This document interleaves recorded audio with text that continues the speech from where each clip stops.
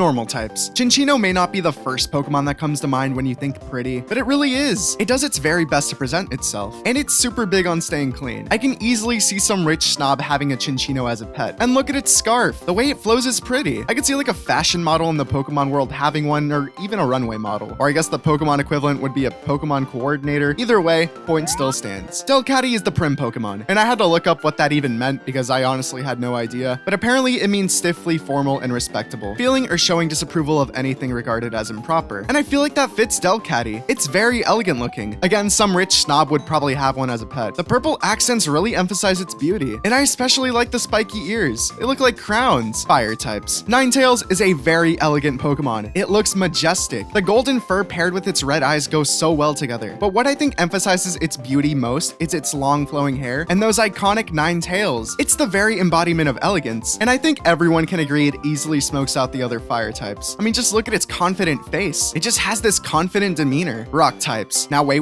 I know Minior is a super weird choice. I know. I didn't get it either at first. I mean, it's just a giant rock, isn't it? But look at it without its shell. It looks absolutely mesmerizing. People love stargazing, and for good reason. The stars are so pretty at night. So imagine seeing this cosmic entity up close with all its swirly patterns and colors glowing. They look like little rock candies, or eye candy in this case. Ever heard the term fashion is pain? Well, it's very true when it comes to Minior. If it stays out of its shell for too long, it'll straight up die. So while I would love to gaze at this thing for hours, I don't want it dying on me, but I hope you can see the vision now. Diancie was one of the first Pokemon that came to mind for this video, and for very good reason. I mean, take a look at it. It's a pink diamond princess. It has a pretty dress, these 2 twin-tailed diamonds, and a pink diamond crown. I can't imagine what those crystals would look like in person. And if you thought we were done, nope. It only gets even prettier when it mega evolves. Now it looks like it has a whole wedding dress on, and the 2 flowing ribbons look so nice. The only word that I could use to truly describe this thing is just dazzling. There's even small little pink diamonds surrounding it. I adore it. Aurorus may not be breathtaking at first, but the little fin things on the side of its head are pretty. I know the artwork doesn't really do it justice, but in game, these light up and are cool to look at. They're supposed to be like an Aurora Borealis, which is super pretty, and I can only ever dream of being able to see them in person. So I feel like Aurorus deserves a spot on this list. I also do like the little pattern it has on its body, its spirally tail, and the little gems on the side. Dark types. I'm gonna be so honest, I could not find any pretty dark types. Like, there's Purloin and Liepard, I guess. These Orpal cats look kind of weird to me, but I can see how someone could think they're pretty. It says in the Pokedex that they steal from people for fun, but their victims can't help but forgive them. Their deceptively cute act is perfect. And I mean, people do have cheetah pattern clothes and stuff, and the eyeliner on Purloin is neat.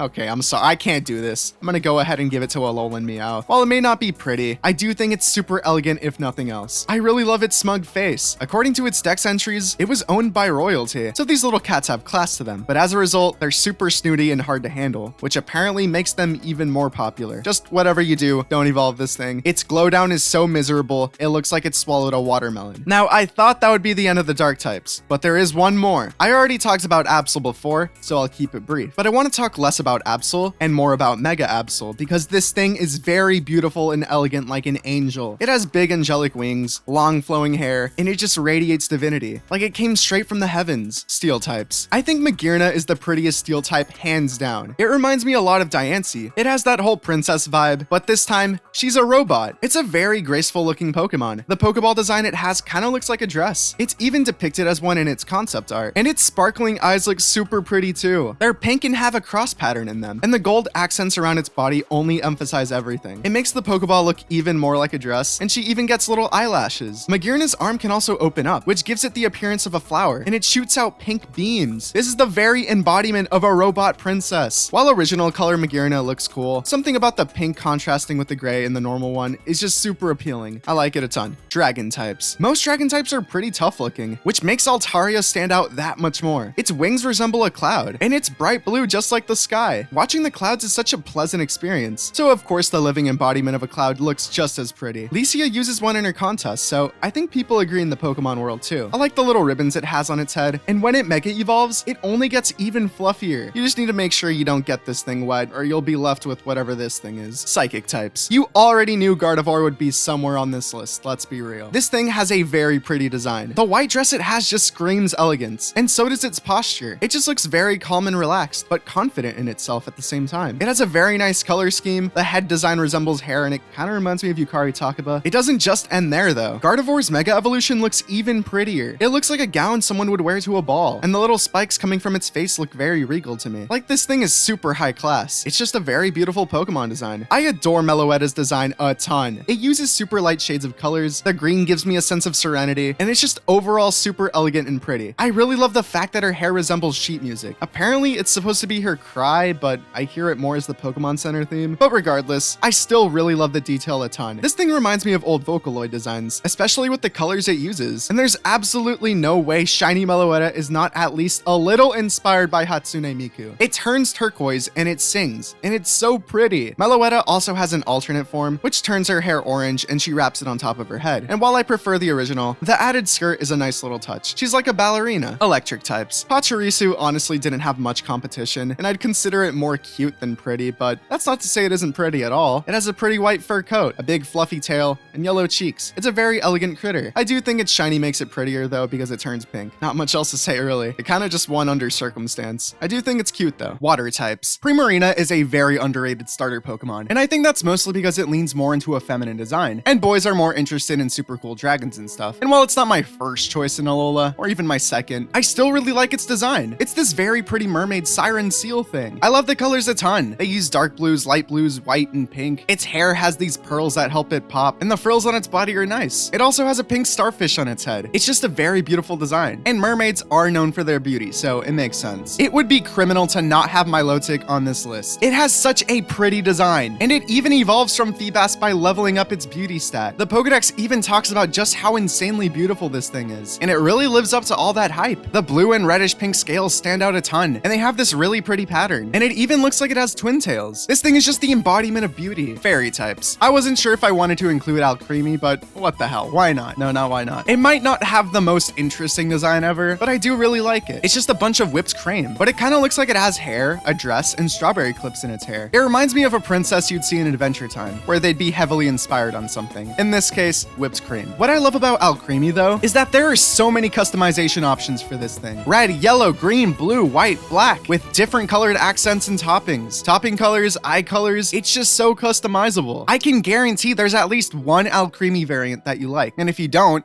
what do you mean you don't? You're the one who made it. It's just a very pretty dessert princess thing. Floette is a cute little fairy that carries around a flower bigger than its own body, and I love it a ton. All the colors do a really good job at standing out and popping. It's like a pretty nature spirit or something. And there's even different Floettes that carry different colored flowers, including Eternal Floette. Hatterene is a super pretty Pokemon. I really love that the colors slowly progress from white to pink to blue as like a gradient. It reminds me of cotton candy. It has this long hair covering most of its body, a big hat, and a ponytail, I think. And it has these big eyes that look mesmerizing and glowing. Above them are these three little pink dots that sort of look like eyelashes. It's a very elegant and mysterious Pokemon. Ice types. I know I already talked about Ninetales before, but Alolan Ninetales is just as pretty, if not more. Its fur is now more wispy looking, which makes it look even more majestic than it already did. It's like a beautiful snow spirit now. Its whitish blue coat is super elegant looking, and I love the way it's darker in the center and gets brighter the more you move away from it. What's not to love about this beautiful snow fox? I feel like Glaceon is a super underrated evolution. Everyone always talks about Umbreon, Sylveon, Vaporeon, unfortunately, and Jolteon. I almost never hear anyone bring up Glaceon, which is a shame because it's so pretty. It has this icy blue fur, and it looks like it has hair. I really like that around its body, you can see a ton of diamond shapes, which give the impressions of ice crystals, like its ears, tail, and hair. And I really love that shiny Glaceon turns a lighter shade of blue, almost white. It's almost like snow. Ghost types. I had trouble choosing a pretty ghost type because most ghost types are rather cool looking. I ultimately settled on Frostlass though. It has this elegant yet creepy demeanor, a snow white dress that gives it this ghostly appearance, and its arms connect to its head, making it look like hair. I also think the purple adds that extra splash of color this design needs as an anchor. I really love its eyes. It's this creepy yellow, but has this icy cold blue in the center, and it has these little ice shards in its would-be hair. And the thing that ties it all together, quite literally, is the bow on its back. It's so pretty, I like it. Bug types. Beautifly is a very beautiful butterfly, hence the name. Tons of people love butterflies in real life because of their colorful wings and patterns, and that holds true with with Beautifly too. It has yellow, black, red, and blue on its wings, which form a really nice pattern. It also has these big friendly blue eyes, and I really like the little curl mouth thing it has. I can probably just look up what it's called, but I know it's gonna be something really long and complicated, and it'll just be more trouble than it's worth. Also, I love the little extra bit of wing here. It's so small, but it adds a lot. Pheromosa reminds me of a supermodel, especially with how it's posing, which is super ironic because it's based on a cockroach, which aren't exactly the most beautiful thing ever. It looks like it even has high heels, and it has eyelashes and long hair. I'm like 90% sure Lusamine saw Pheromosa and wanted to look like her because they almost look identical. Mimicry is the best form of flattery after all. Its white color makes it look angelic almost, and it's cool that its antennas and back shell wing thingies look like hair. Also, I've never seen Pheromosa's shiny before, but it looks like it has a black dress on. Also, its UB name is Beauty, so